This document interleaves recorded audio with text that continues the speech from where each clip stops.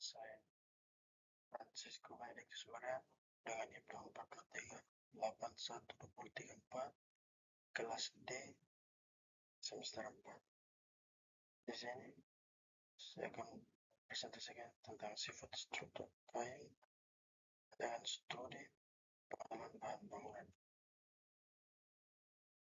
Penurunan karakteristik kayu.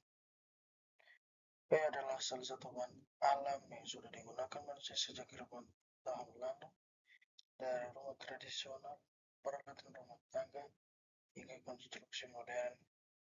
Kayu selalu memiliki tempat penting, namun tidak semua kayu memiliki kualitas yang sama. Ada kayu yang kuat, ada yang ringan, ada pula yang mudah lapuk. Dan ini muncul karena sifat fisik dan mekanis kayu yang sangat bervariasi. Oleh karena itu, memahami sifat-sifat kayu bukan hanya penting bagi kalian kehutanan, tetapi juga bagi insinyur, arsitek, dan pengrajin kayu. Definisi dan struktur kayu. Yang pertama, anatomi makroskopik.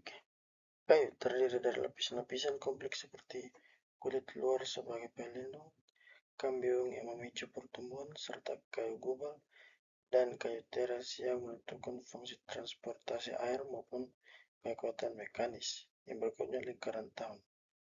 Polop konsentris yang terbentuk akibat aktivitas kambium setiap tahunnya memberikan informasi vital mengenai usia pohon, kecepatan pertumbuhan, serta indikasi kualitas kepadatan serat kayu tersebut.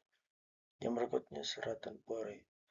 Susunan selulosa dan lignin yang terbentuk orientasi serat kayu sangat menentukan kemudahan pengerjaan serta nilai estetika visual dalam menentukan material saat definishing.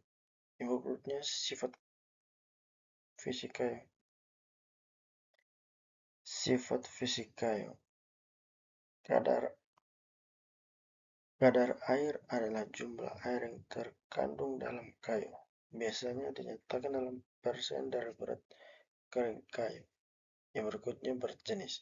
Berat jenis adalah perbandingan antara berat kayu dengan berat air dalam volume yang sama. Hal ini adalah salah satu indikator penting untuk menilai kualitas kayu.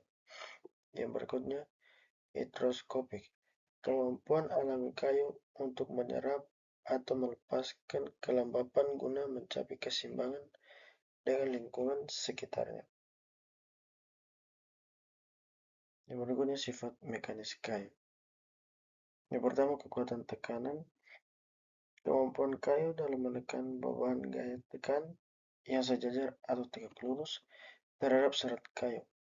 Yang berikutnya, kekuatan bentuk. Kapasitas kayu untuk menahan beban yang menyebabkan perubahan bentuk lengkung tanpa mengalami patah. Yang berikutnya, modus elastisitas. Ukuran kekakuan kayu menunjukkan kemampuan material untuk kembali ke bentuk semula setelah beban dilepas. Yang kedua, jenis-jenis kayu hutan untuk konstruksi. Di sini klasifikasi kelas kuat dan awet dibagi menjadi 3. Yang pertama, standar klasifikasi. Pengelapan kayu di Indonesia dibagi menjadi kelas 1 hingga 5, di mana kelas 1 memiliki ketahanan tertinggi terhadap serangan rayap dan pembusukan alami bahkan saat bersentuhan dengan tanah lembab. Yang berikutnya, ketahanan mekanis. Kelas kuat ditentukan oleh berat jenis dan modus elastisitas kayu dan memastikan material mampu menahan beban struktur berat tanpa mengalami deformasi atau patah. Yang berikutnya, relevasi pemilihan. Pemilihan kelas kayu yang tepat sangat krusial untuk efisiensi biaya dan keamanan bangunan guna menghindari kegagalan struktur akibat faktor lingkungan yang ekstrim. Metode pengawetan kimia dan alami. Yang pertama, impregnasi tekanan vakum. Menggunakan bejana tekan untuk memasukkan bahan pengawet kimia ke dalam struktur sel kayu secara mendalam. Yang berikutnya, perendaman panas dan dingin. Memanfaatkan perbedaan suhu untuk meningkatkan penetrasi bahan pengawet ke dalam paru-paru kayu secara optimal. Yang berikutnya, ekstrak bahan alami. Menerapkan ekstraktif tumbuhan atau minyak esensial untuk meningkatkan ketahanan kayu terhadap serangan raib dan jamur. 3. Aplikasi kayu dalam arsitektur bahan berkelanjutan dan non-struktural. Yang pertama, elemen struktural. Kayu dengan kelas tinggi digunakan sebagai komponen utama penahan beban seperti kolom, balok, rangka,